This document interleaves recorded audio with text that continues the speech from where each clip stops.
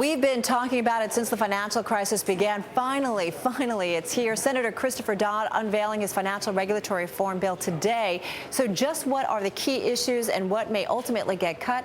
Brian Gardner joins us now from D.C. to discuss that. He is an analyst at Keefe Bruyette Woods. Brian, good to have you here on Bloomberg. Let me ask you, what do you see are the key issues in this legislation? You know, there are four key issues. One is ending too big to fail. The other is the monitoring of systemic risk by the regulators. Third is derivatives. And fourth is consumer protection. So Peter went through some of the other parts of the bill, but those are the four keys. We're going to be looking at the consumer protection part, not for its fundamental significance of what it means to the industry going forward, but its political impact. That's going to be the brake on the legislation going forward. On the substance, consumer protection is going to be much tougher, whether there's a bill or not, but consumer protection is going to determine the speed at which this bill moves forward through the committee to the Senate floor and beyond. Brian, where do you think that Consumer Protection Agency is going to ultimately end up?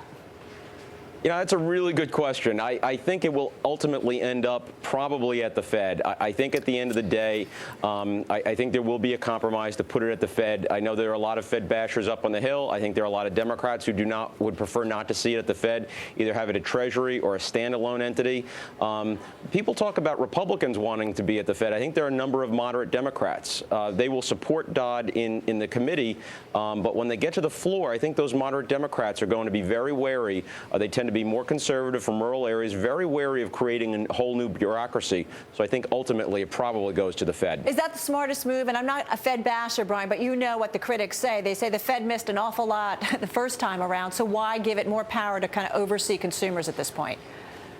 A totally legitimate concern. You know, I think the Fed supporters can rightfully show a very different Fed since Chairman Bernanke took over. And I think you're going to see a different Fed going forward. All the regulators, I think, are going to be more focused on consumer protection going forward, which is why I say even if the bill doesn't pass, banks are going to see tougher consumer protection going forward.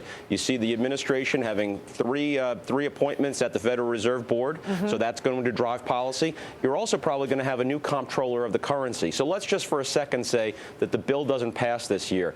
There's going to be probably a new comptroller later this year, maybe into early next year. The administration will put in their own person. Clearly, the OCC will be looking at consumer protection in a different light going forward. Brian, it's interesting you say, what if basically the bill doesn't pass till next year? Doesn't it really kind of need to pass this year to have any might, if you will? Well, I'm probably a little bit out of school with some of the analysts down here. I think it's actually a good idea for the banking industry to get a bill done this year. I think executives at most banks want this behind them. They know that they're going to have to deal with consumer protection. They also know that they're going to be dealing with the regulators going forward on new capital rules. They want to take the uncertainty and the supreme unpredictability of Congress out of the equation. Get this behind them.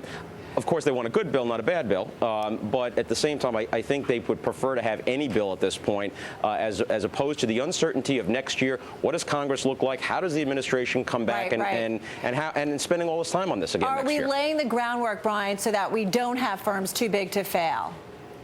I think so. I think the general idea of forcing firms either into some kind of bankruptcy provision or expanded resolution authority where there's not conservatorship, so the company would probably not survive. It would go into receivership and be unwound.